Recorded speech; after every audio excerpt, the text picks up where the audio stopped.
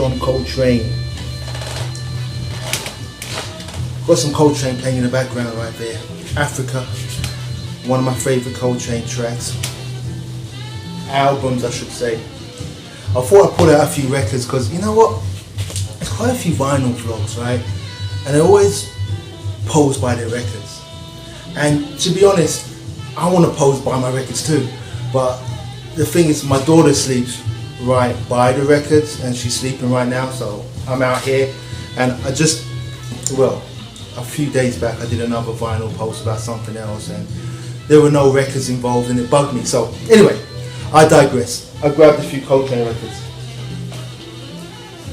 This is what's playing now. But anyway, the reason I'm mentioning Coltrane is because I had a conversation with a friend.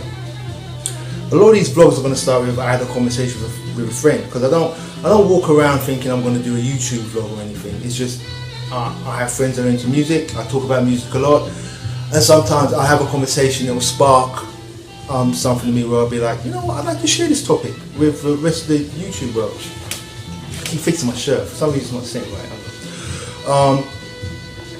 Coltrane. I have a friend who has pretty much not much interest in jazz.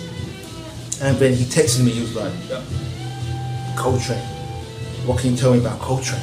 What's going on with Coltrane? I'm feeling this album, this guy, and it got me thinking, like, Coltrane to me is pretty advanced in a lot of ways. Like, why was my friend drawn to this? I forget what album it was, but it was like a Lala Day album, like post I Love Supreme was getting more kind of avant-garde and out there.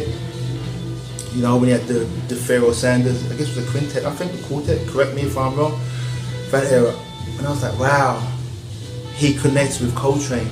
It's incredible. You got me thinking. And I thought to myself, one of the first albums, jazz albums I ever had was Coltrane's Giant Steps.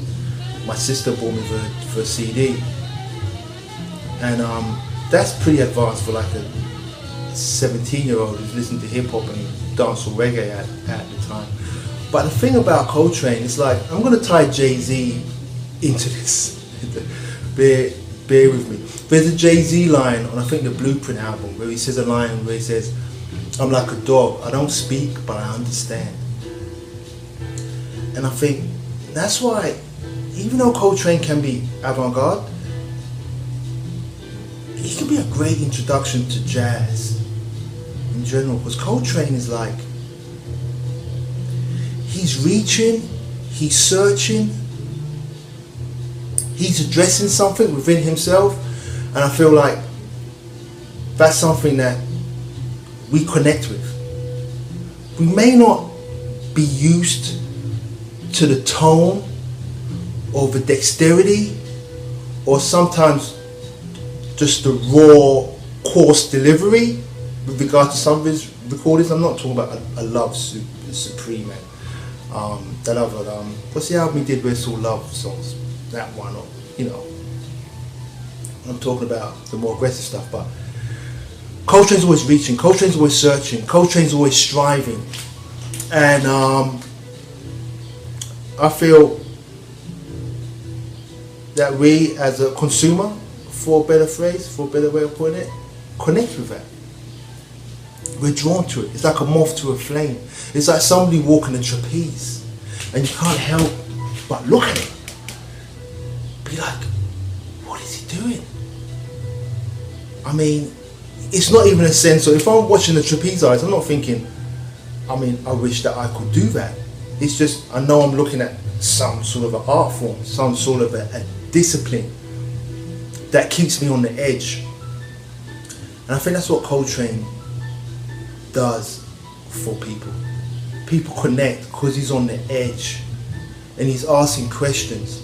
He's asking questions of you, he's asking questions of himself, he's asking questions of God, and it's beautiful.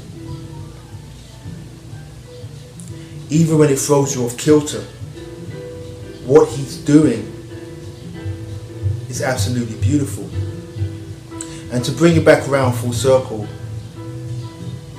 that's why I feel my friend, who I think pretty much doesn't have any jazz records. I think he's got a few jazz vocalists, but like female vocalists from the 50s, but not really, you know, jazz. That's why he immediately connected with Coltrane. You know, I'm speaking for him, and I'm taking liberties with that, but I feel that's what it was. Let's get back to my earlier thing about not being able to pose by my records. Just making up for it by showing you a few Coltrane records that I have.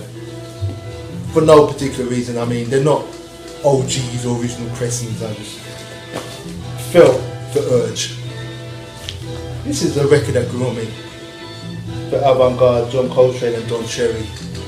Never understood Don Cherry for a while, but recently I've been getting into him.